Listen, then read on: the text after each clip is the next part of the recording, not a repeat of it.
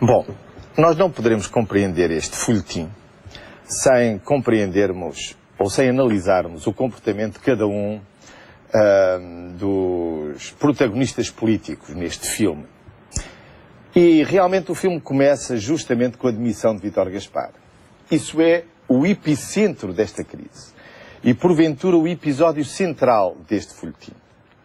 Vítor Gaspar demite-se, mas não se demite de qualquer forma. Demite-se com uma carta. E essa carta é muito reveladora. É reveladora, em primeiro lugar, do seguinte. Diz o Sr. Ministro das Finanças: ao longo destes 2 anos, o resultado é um resultado de falhanço. Falhei.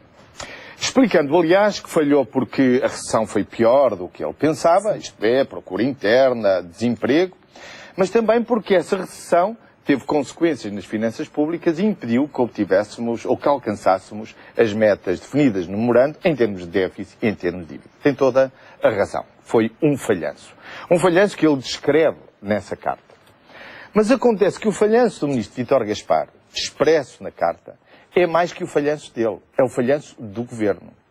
Porque, afinal de contas, este governo... no seu todo, e do programa, é certo. Porque este governo não teve outra política senão a política de Vítor Gaspar.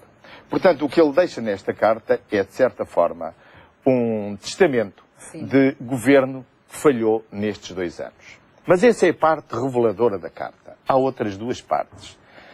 A segunda parte é talvez aquela... Ou melhor, estas 2 partes são as partes menos nobres da carta. A primeira é aquela em que ele deixa algumas alfinetadelas. Isto é, alguns reparos, alguns esboços de pequenas vinganças mesquinhas relativamente aos seus colegas. Começa por dizer, já iremos a Pedro Passos Coelho, que também não é dispensável nessa carta. Começa por dizer que não lhe deram atempadamente, é aliás a única palavra que ele põe em itálico, condições para fechar a 7ª avaliação. Sim. E isso é a razão que ele invoca para dizer, bom, então se não me deram a tempo esse mandato para fechar a 7ª avaliação, eu agora não estou em condições de prosseguir a 8ª avaliação e as negociações com a Troika. E o que é espantoso nesta carta é que Vítor Gaspar diz, no essencial da carta, que tudo isto falhou, mas, Sr. Primeiro-Ministro, espero que encontre alguém para prosseguir esta política. Ora, se falhou, talvez fosse bom encontrar alguém, não para prosseguir esta política, mas para mudar de política. No entanto, Vítor Gaspar continua agarrado àquilo que são as suas certezas. Mas as previsões também falharam aí, não é? As previsões falharam também. As previsões falharam em todos os domínios. E já falaremos disso também. Mas acontece que a carta não deixa de ter um certo cinismo. Porque no final ele diz, Sr. Primeiro-Ministro, espero que com esta demissão o senhor tenha agora condições para a liderança do governo e para manter a coesão dentro do governo.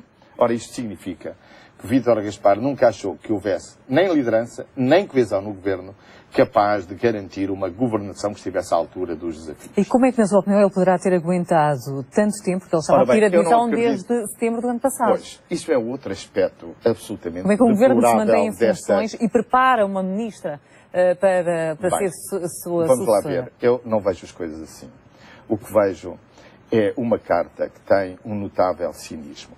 Porque, afinal de contas, o Sr. Ministro das Finanças diz-nos que há 8 meses, repare bem, há 8 meses, quando fez o tal orçamento, que continha um brutal aumento de impostos, ele pediu admissão. Quer dizer, o que é que ele pretendia?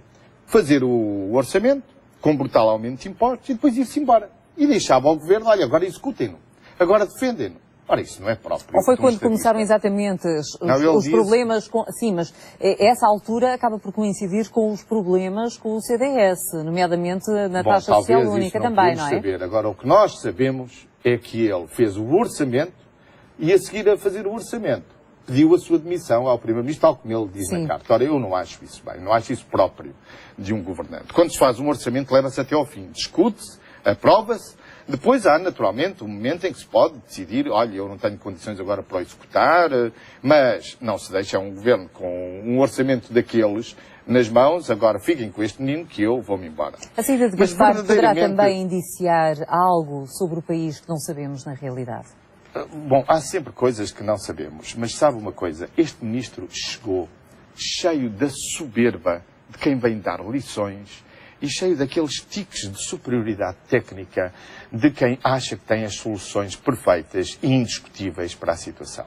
Ao fim de 2 anos, sai com a sua reputação nesse domínio absolutamente destroçada. Era obstinado, na sua opinião? Não sei, eu não o conheço. Agora, o que sei é o seguinte, é que um estadista não faz o que ele fez. Eu não participo nesse coro de elogios fúnebres a quem saiu. Eu não achei apropriada esta carta, porque esta carta deixa a quem fica, aos seus colegas, àqueles que tenho certeza, muitas vezes o apoiaram e o apoiaram em condições muito difíceis, uma tarefa ainda mais difícil. Porque esta carta vem confirmar o seguinte. Agora já não é a oposição a dizer que o Governo falhou nestes 2 anos. Já não são os parceiros sociais. Agora é o próprio Governo a assumir que nestes 2 anos isto foi um falhanço. Essa carta poderá, na sua opinião, subsumir uma espécie de traição? Não, eu não quero utilizar essas expressões. Eu acho que é uma carta cheia de cinismo, é uma carta que tinha como efeito deixar a quem o substitui e a quem cá fica condições mais difíceis para agora exercer a governação. Não quereria ele ficar com o ónus de um segundo resgate, por exemplo? Mas tudo o que... Sabe, eu nunca gostei daqueles que não levam a sua tarefa até ao fim. Nunca gostei. E acho que aqueles que assumem uma tarefa devem, a não ser que haja razões muito ponderosas, não o facto de não lhe terem dado a tempo o mandato para negociar a 7ª avaliação, que se demitam. É o comandante que não quer afundar tudo o que eu tenho a dizer sobre Vítor Gaspar. Quer dizer, acho que ele confirma o desastre do Governo. E agora bem pode o Governo vir dizer o que quiser. Estes 2 anos, está aqui dito, foram 2 anos de falhança.